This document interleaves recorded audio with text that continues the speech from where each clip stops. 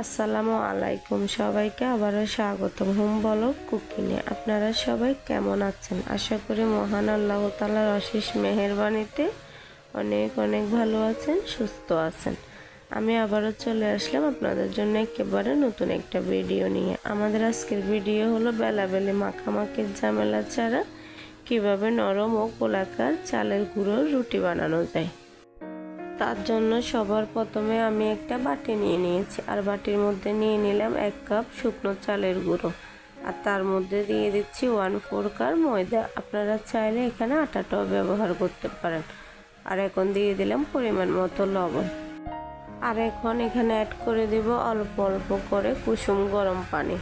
পানিগুলো কিন্তু একসাথে অনেকগুলো দিতে যাবে না, এতে করে ব্যাটারটা বেশি পাতলা হয়ে যাওয়ার সম্ভাবনা থাকে। তাই অল্প অল্প করে পানি দিয়ে ভালোভাবে মিশিয়ে পাতলা একটা ব্যাটার তৈরি করুন। তবে একটা কথা মনে রাখবেন, এই ব্যাটারটায় কিন্তু কখনো ঠান্ডা পানি দিবেন না, 100% কুসুম গরম পানি দিতে হবে। আমি এখানে 2 চা চামচের মতো সাদা তেল ব্যবহার করেছিলাম। এটা কোনোভাবে ক্যামেরায় বন্দি হয় নাই। আমার একটা বেবি আছে, খুব দুষ্টুমি করে, হয়তো ক্যামেরাটা কোনোভাবে অফ করে দিয়েছে, তাই বন্দি হয় নাই ক্যামেরায়। তাই আপনাদেরকে মুখে বলে দিলাম। আর দেখুন ব্যাটারের ঘনত্বটা এরকম পাতলা হবে না, বেশি পাতলা না বেশি ঘন।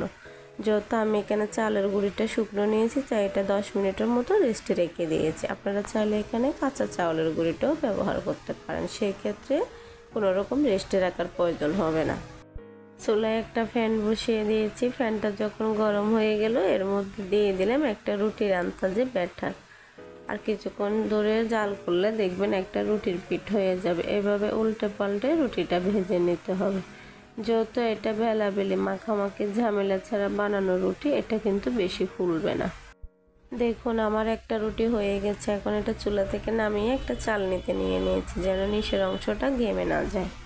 আর একইভাবে আমি সবগুলো রুটি বানিয়ে নিব।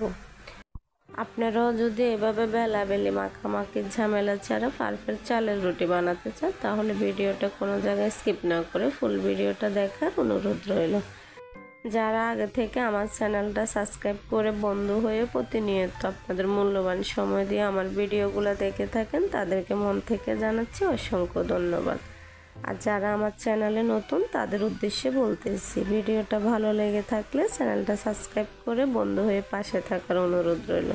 আর পাশে থাকা বেল আইকনটি বাজিয়ে দেন, যেন আমাদের পরবর্তী ভিডিওগুলো সবার আগে আপনাদের কাছে পৌঁছে যায়। ভিডিওটা ভালো লাগলে একটা লাইক করতে ভুলবেন না। আর ভিডিওটা যদি বেশি ভালো লেগে থাকে, শেয়ার করে আপনার বন্ধুদেরকে দেখার সুযোগ করে দেন। ভিডিওটা কেমন হলো কমেন্ট করে জানাবেন, ভালো হলেও কমেন্ট করে জানাবেন, খারাপ হলেও কমেন্ট করে জানাবেন। আজকের জন্য এইটুকু।